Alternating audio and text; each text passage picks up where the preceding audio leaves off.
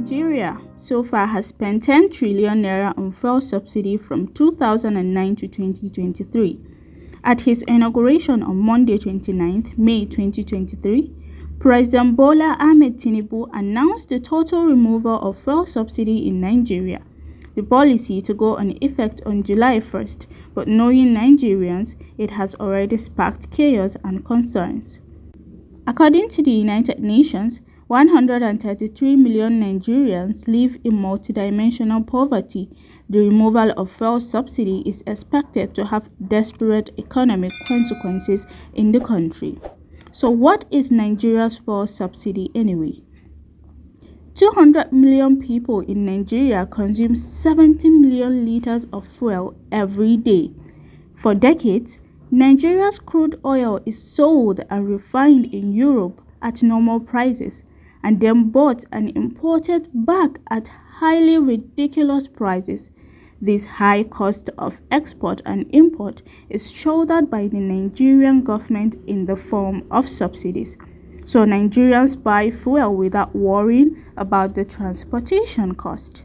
So subsidies here means government financial support or assistance. As the cost of fuel determines the cost of every good and service in Nigeria, its sudden removal without proper transportational plan for workers and the citizenry at large has yet brought into existence a hard time in the nation. The history of subsidy in Nigeria.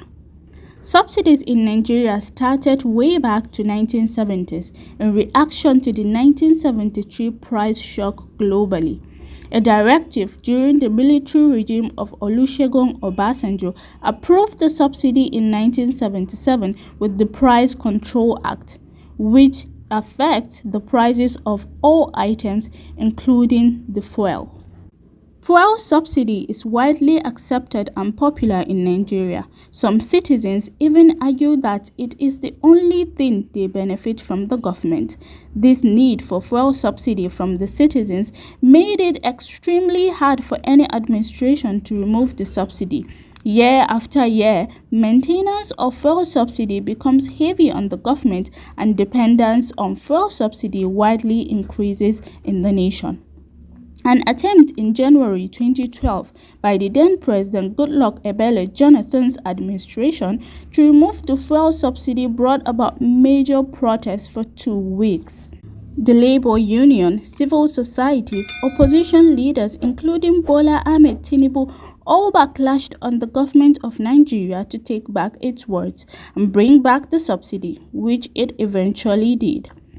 The payments of subsidy have always been linked to corruption and lack of transparency in the NNPC.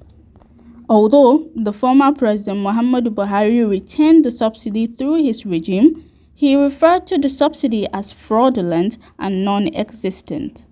So since fuel subsidy has always been here, why remove it now?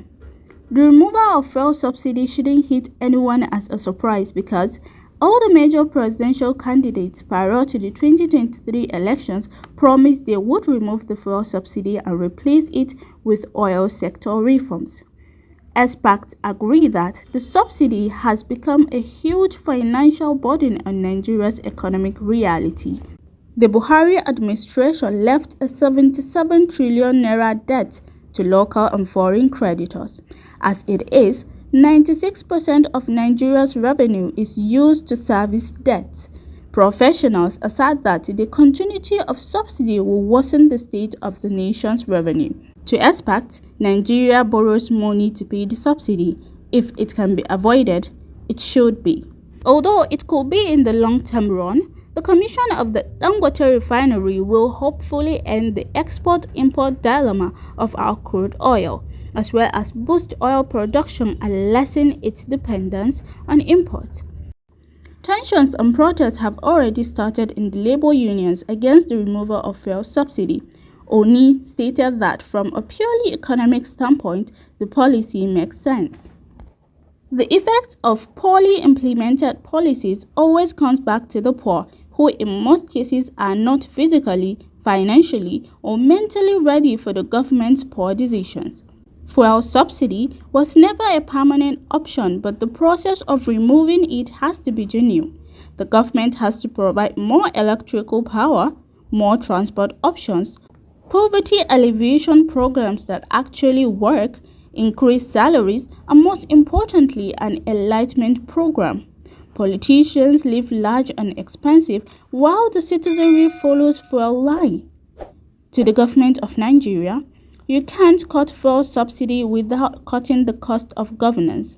And as always, the removal of fuel subsidy could be a policy that makes the rich richer and the poor wallowing in more poverty and desperation. Thank you.